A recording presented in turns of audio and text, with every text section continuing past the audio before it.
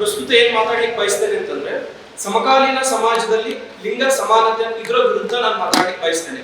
ಯಾಕೆ ಅಂತಂದ್ರೆ ಹೆಣ್ಣಿಗೆ ಪುರಾತನಗಳಲ್ಲಿ ದೇವತೆಯ ಸ್ಥಾನ ಕೊಟ್ಟಿದ್ದೀವಿ ಅಂತ ನಮ್ಮ ಸಹೋದ್ಯೋಗಿ ಮಾತಾಡಿದ್ರು.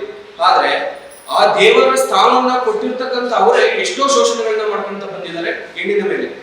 ಸತಿ ಪದ್ಧತಿ ಆಗಿರ್ಬೋದು, ಬಾಲ್ಯ ವಿವಾಹ ಆಗಿರ್ಬೋದು, ಪ್ರತಿಯೊಂದು ವಿಷಯದಲ್ಲೂ ಕೂಡ ಹೆಣ್ಣನ್ನ ನೀನು ಒಂದು ಈ ಸ್ಥಳಕ್ಕೆ ಮಾತ್ರ ಸೀಮಿತಿ, ನೀನು ಅಡಿಗೆ ಮನೆಗೆ ಸೀಮಿತಿ, ನೀನು ಈ ಒಂದು ಸೀಮಿತಿನ ದಾಟಿ ಹೊರಗಡೆ ಬರುವಾಗಿಲ್ಲ ಅನ್ನುವಂತಹ ನಿಬಂಧನೆಗಳನ್ನ ಏರಿದ್ರು. ಹೆಣ್ಣು ಆಗ ಏನು ಕಷ್ಟಪಟ್ಟಿದ್ಲು ಅದು ಅಷ್ಟು ಕಷ್ಟಪಟ್ಟಿಲ್ಲ ಅಂತ ಅಂದ್ರೂ ಕೂಡ ಇವತ್ತಿಗೂ ಕೂಡ ಹೆಣ್ಣಿನ ಮೇಲೆ ಶೋಷಣೆ ನಡೀತಾನೆ ಇದೆ.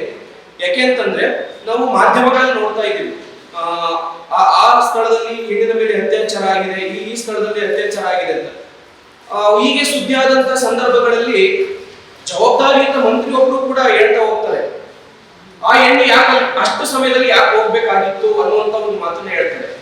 ಅಂದ್ರೆ ಹೆಣ್ಣಿಗೆ ಅವಳು ಯಾವ ಕ್ಷಣದಲ್ಲೂ ಕೂಡ ಸ್ವತಂತ್ರವಾಗಿ ಹೋಗ್ಲಿಕ್ಕೆ ಅವಕಾಶ ಇಲ್ವಾ, ಅವಳಿಗೆ ಸಮಾನತೆ ಇಲ್ವಾ ಅನ್ನುವಂಥದ್ದು ಪ್ರಶ್ನೆ. ಇವತ್ತು ರಾಜಕೀಯ ಕ್ಷೇತ್ರಗಳಲ್ಲಿ ಎಷ್ಟು ಜನ ಮಹಿಳೆಯರು ಶಾಸಕಿಯರಾಗಿದ್ದಾರೆ, ಮಂತ್ರಿಯಾಗಿದ್ದಾರೆ ಅನ್ನೋದನ್ನ ನಾವು ನೋಡ್ಬೇಕಾಗುತ್ತೆ. ರಾಜಕೀಯದಲ್ಲಿ ಇವತ್ತು 33% ನಾವು ಮೀಸಲಾತಿ ಕೊಡ್ತೀವಿ, ಅವ್ರ ಮುಂದೆ ಶಾಸಕರಾಗಬಹುದು ಅಂತ ಹೇಳ್ತಾರೆ.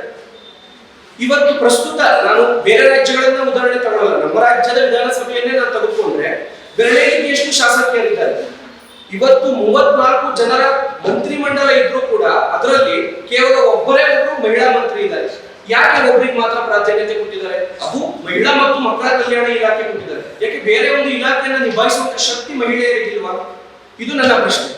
ಮತ್ತೆ ಇಷ್ಟು ಸ್ವತಂತ್ರ ಬಂದು 79 ವರ್ಷಗಳ ಕಳೆದೋಗಿದ್ದಾರೆ, ಇವತ್ತಿಗೂ ಕೂಡ ನಮ್ಮ ರಾಜ್ಯದಲ್ಲಿ ಒಬ್ಬಳು ಮಹಿಳಾ ಮುಖ್ಯಮಂತ್ರಿ ಆಗಿಲ್ಲ.